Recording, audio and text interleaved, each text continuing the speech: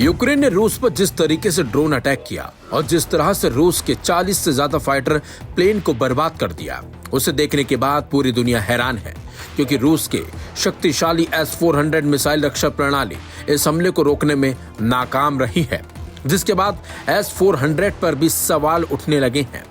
लेकिन जिस तरीके से एक बड़े और ताकतवर देश रूस को यूक्रेन ने झटका दिया है, उससे तो साफ हो गया है कि किसी भी देश और उसकी जंग लड़ने की प्रणाली को कमजोर नहीं समझा जाना चाहिए।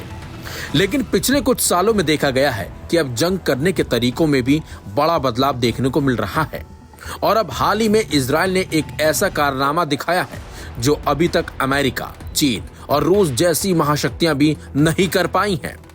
गाजा के साथ जंग के दौरान इजराइल ने लेजर हथियार का इस्तेमाल करते हुए दुश्मन के ड्रोन को मार गिराया है।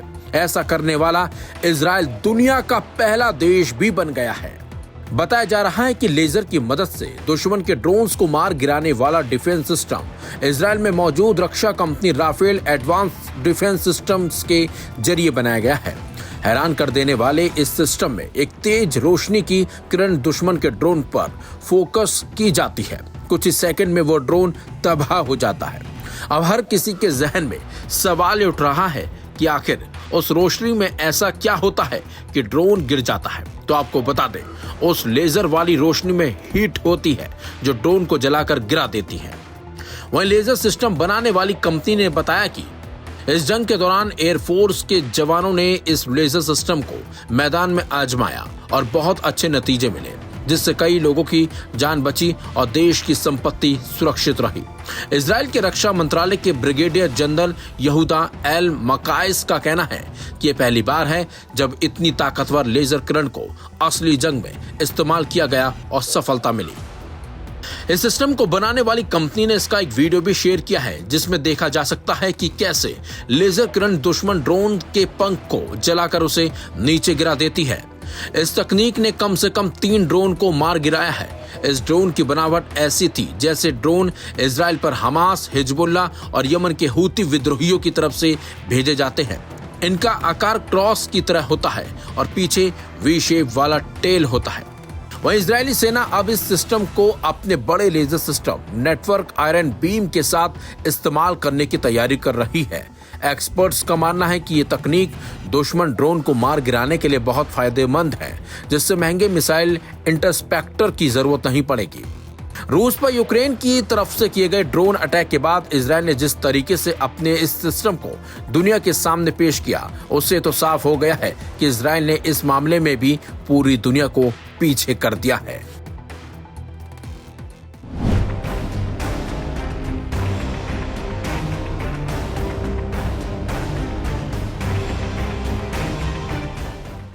यमन के हूती विद्रोही इसराइल के खिलाफ लगातार मोर्चा खोले हुए हैं। लाल सागर में हमले हो या सीधे इसराइल की धरती पर, यमन के हूती लड़ाकों ने फिलिस्तीनियों के समर्थन में इसराइल पर बमबारी न रोकने की कसम खाई है। इसी बीच अंसारुल्लाह ने इसराइल में निवेश करने वाली हथियार कंपनियों को निर्देश दिया है कि वे जल्द ही अपना सामान वहां से बांध लें, नहीं तो वे उन पर हमला कर देंगे। यमन की सर्वोच्च राजनीतिक परिषद के अध्यक्ष मेहदी अल मशात ने कहा कि वे जल्द से जल्द वहां से चले जाएं, क्योंकि माहौल बेहद खतरनाक होता जा रहा है। मशात ने इस बात पर जोर दिया कि चेतावनी के बावजूद इसराइल के कब्जे वाले क्षेत्रों में अपना काम जारी रखने का विकल्प चुनने वाली किसी भी कंपनी को निर्णय की पूरी जिम्मेदारी लेनी होगी और बाद में होने वाले नुकसान को उन्हें स्वीकार करना होगा।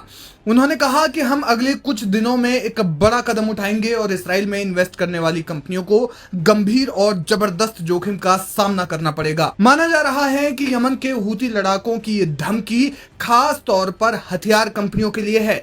मशात ने इस बात पर जोर दिया कि यमनी चेतावनी को नजरअंदाज करना एक ऐसी नाजुक स्थिति पर दांव लगाने के समान है जिसके अप्रिय परिणाम हो सकते हैं। मेहदी अल मशात ने इस दौरान नेतन्याहू प्रशासन पर भी कटाक्ष किया। उन्होंने कहा, प्रधानमंत्री बेंजामिन नेतन्याहू का आपराधिक प्रशासन निवेशकों के हितों की परवाह नहीं करता और वे अपने खुद के एजेंडे को पूरा करने के लिए उनकी सुरक्षा पर दांव लगा रहा है।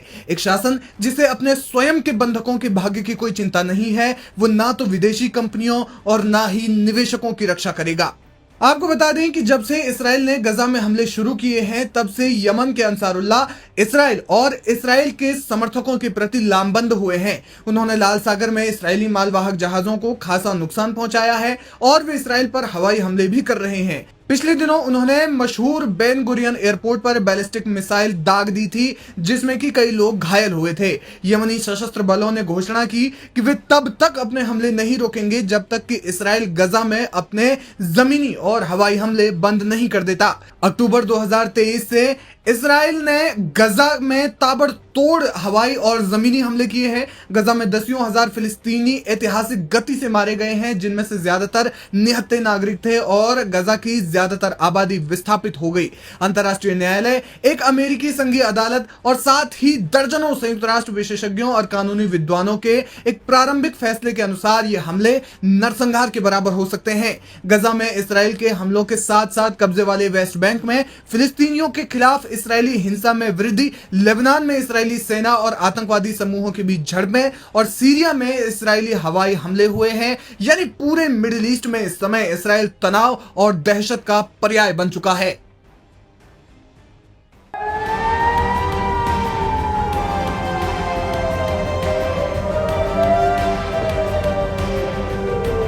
हूतियों ने एक बार फिर इजराइल की नींद उड़ा दी है। लगातार हूती विद्रोहियों की तरफ से बैलिस्टिक मिसाइलें इजराइल पर दागी जा रही हैं, जिसकी वजह से एक बार फिर इजराइल में हूतियों का खौफ साफ साफ दिखने लगा है। खबर यह है कि हूतियों ने इजराइल पर एक और बैलिस्टिक मिसाइल दाग दी है, जिसके बाद मध्य इजराइल और यरूशलेम में सायरन बजने लगे, बल्कि लोगों को इधर उधर भागते हुए देखा गया। तो वहीं इजराइल ने दावा किया है कि यमन में ईरान समर्थित हूतियों द्वारा इजराइल पर दागी गई बैलिस्टिक मिसाइल को हवाई सुरक्षा द्वारा सफलतापूर्वक रोक दिया गया। सेना ने रविवार को कहा, जो हाल ही में लगभग दैनिक घटना बन गई है। बताया जा रहा है कि मध्य इजराइल यरूशलेम क्षेत्र और कई पश्चिमी तट पर मौजूद बस्तियों में सायरन बजने लगे, जिसके बाद लोग सुरक्षित स्थानों पर पहुंच गए। सायरन बजने से लगभग 4 मिनट पहले होम फ्रंट कमांड द्वारा निवासियों को एक चेतावनी जारी की गई थी, जिसमें उन्हें उनके फोन पर एक पुश नोटिफिकेशन के माध्यम से लंबी दूरी की मिसाइल हमले के बारे में सचेत किया गया था। हमले में किसी के घायल होने या फिर नुकसान की कोई अभी तक खबर नहीं आई है। हूतियों ने भी मिसाइल हमले की जिम्मेदारी लेते हुए दावा किया है कि उन्होंने बेन गुरियन एयरपोर्ट को निशाना बनाया था। इस महीने की शुरुआत में हूतियों की मिसाइल हवाई सुरक्षा को भेजते हुए एयरपोर्ट के मैदान पर जा गिरी थी, जिससे 6 लोग घायल हो गए थे, जिनमें से कोई गंभीर रूप से घायल अभी तक नहीं हुआ है। बता दें आपको, रविवार को मिसाइल दागी जाने से पहले इजराइल ने पिछले बुधवार को यमन में हवाई हमला किया था, जिसमें उसने हूतियों के कब्जे वाले सना अंतर्राष्ट्रीय हवाई अड्डे को निशाना बनाया था और हूतियों की तरफ से इस्तेमाल किए जा रहे आखिरी विमान को भी नष्ट कर दिया था। यमन के अधिकारियों के मुताबिक इस महीने की शुरुआत में एक अलग हमले में हवाई अड्डे का टर्मिनल और 6 विमान नष्ट हो गए हैं और रनवे पर गड्ढे हो गए हैं। 11 दिन बाद हवाई क्षेत्र को उड़ान के लिए आपको बता दें फिर से खोल दिया गया था। यहीं आपको एक और ये भी जानकारी दे दें, जब से अमेरिका ने यमन पर हमला किया है तभी से हूतियों ने इजराइल पर लगातार हमले किए हैं। ताजा हमला मई में इजराइल की ओर से हूतियों द्वारा दागे गए 17वें मिसाइल प्रक्षेपण को चिन्हित करता है। ये बेन गुरियन हवाई अड्डे पर हमले के ठीक 2 दिन बाद हुआ है, जिससे हवाई यातायात बाधित हुआ है। इजरायली राष्ट्रपति हंगजोर को हवाई अड्डे से सुरक्षित स्थान पर ले जाया गया था। हूती प्रवक्ता यहना सारी ने कहा, मिसाइल हमला इजराइल के खिलाफ एक सफल अभियान था, जिससे इजराइल को हवाई यातायात को रोकने के लिए मजबूर किया और इजरायलियों को शरण लेने के लिए मजबूर किया। लगातार हमलों के बीच रॉयन एयर ने जुलाई तक तेल अवीव के लिए अपनी उड़ान निलंबित कर दी है, वो भी अब इसको जुलाई तक बढ़ा दिया गया है। लेकिन जिस तरीके से हूतियों ने एक बार फिर इजराइल पर मिसाइल दागी है, उससे कहीं ना कहीं नेतन्याहू की नींद उड़ गई होगी।